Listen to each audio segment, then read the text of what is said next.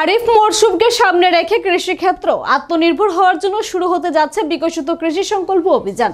আগামীকাল 29শে মে থেকে সারা দেশের সঙ্গে ত্রিপুরাতেও শুরু হবে বিকশিত কৃষি সংকল্প অভিযান। অভিযান চলবে আগামী 12 জুন পর্যন্ত।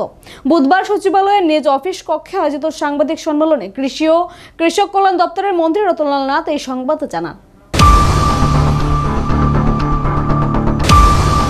বৃহস্পতিবার থেকে রাজ্যে শুরু হচ্ছে বিকশিত কৃষি সংকল্প অভিযান। বুধবার সচিবালয়ের সাংবাদিক বৈঠকে জানালেন কৃষিমন্ত্রী রতনলাল নাথ। কৃষিমন্ত্রী জানান 29শে মে থেকে 12 জুন পর্যন্ত সারা রাজ্যের 8টি জেলার 864 স্থানে এই অভিযান উপলক্ষে কৃষি সচেতনতা সভা অনুষ্ঠিত হবে।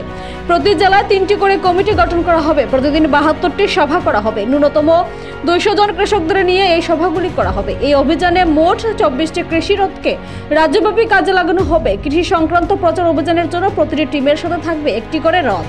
আগামীকাল সিপাহীজলা জেলায় এই অভিযান কর্মসূচির সূচনা হবে মুখ্যমন্ত্রী ডক্টর মানিক সাহার উপস্থিতিতে।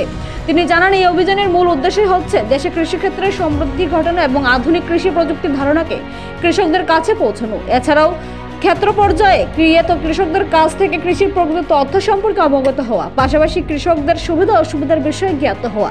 কৃষিমন্ত্রী জানান, এই কর্মসূচির আরও যে উদ্দেশ্য রয়েছে তা হলো কিভাবে আমরা কৃষিতে আত্মনির্ভর হতে পারি। এছাড়াও সভাগুলিতে কৃষকদের উন্নতির স্বার্থে এবং কৃষিক্ষেত্রের উন্নয়নে সরকার কি কি পদক্ষেপ গ্রহণ করেছে সেই বিষয়ে আলোচনা করা হবে।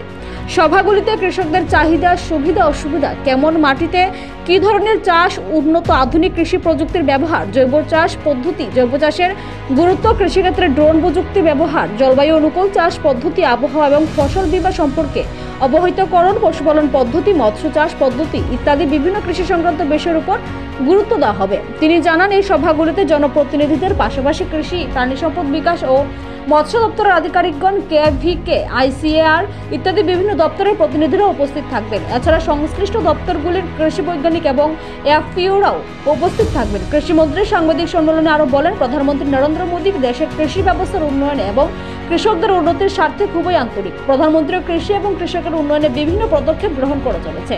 এরই ফলস্বরূপ বর্তমানে রাজ্যে কৃষিক্ষেত্রে শিক্ষিত যুবক যুবতীরাও এগিয়ে আসছে। মূলত দেশের কৃষকদের আয় দ্বিগুণ এবং আধুনিক প্রযুক্তিকে তাদের কাছে পৌঁছে দিতে এই অভিযানের সূচনা। কৃষিমন্ত্রী জানান, এই অভিযানকে রাজ্যে সফলভাবে সম্পন্ন করতে সরকার থেকে চূড়ান্ত প্রস্তুতি গ্রহণ করা হয়েছে। তিনি রাজ্যের সকল অংশের নাগরিকের সার্বিক সহযোগিতা কামনা করেছেন।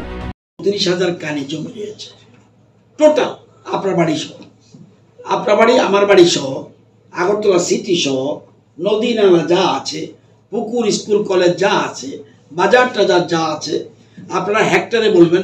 হেক্টরে বললে মানুষ বুঝতে অসুবিধা হয়, আমি বুঝিয়ে দিচ্ছি আপনাদেরকে। টোটাল আমাদের আয়তন ত্রিপুরার 10,411 স্কোয়ার কিলোমিটার।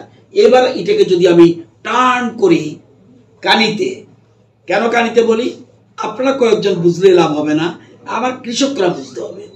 সেই জন্য 65,34,964 কানি জমি আছে ত্রিপুরা রাজ্যে। এবার আসুন, এই 65,34,964 কানির মধ্যে ফসল কতটুকুতে হয়? ফসল হয় 30,18,000 কানিতে। ধান কতটুকু হয়? ফসল কিন্তু বলছি, ধান হয় মাত্র 15 লক্ষ কানিতে।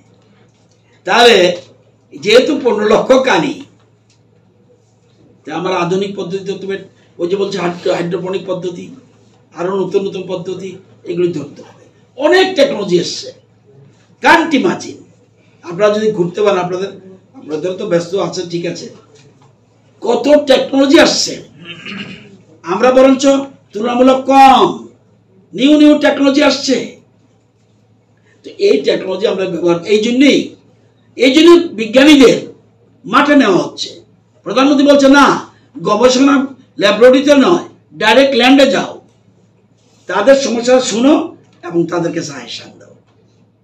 এই জিনিসটা করছি। তো ফরেস্ট এলাকাতে যেতে পারবো না, তাহলে আপনাকে এই জমির মধ্যে আপনাকে। নিজস্ব প্রতিনিধি রিপোর্ট, এশিয়ান টাইমস।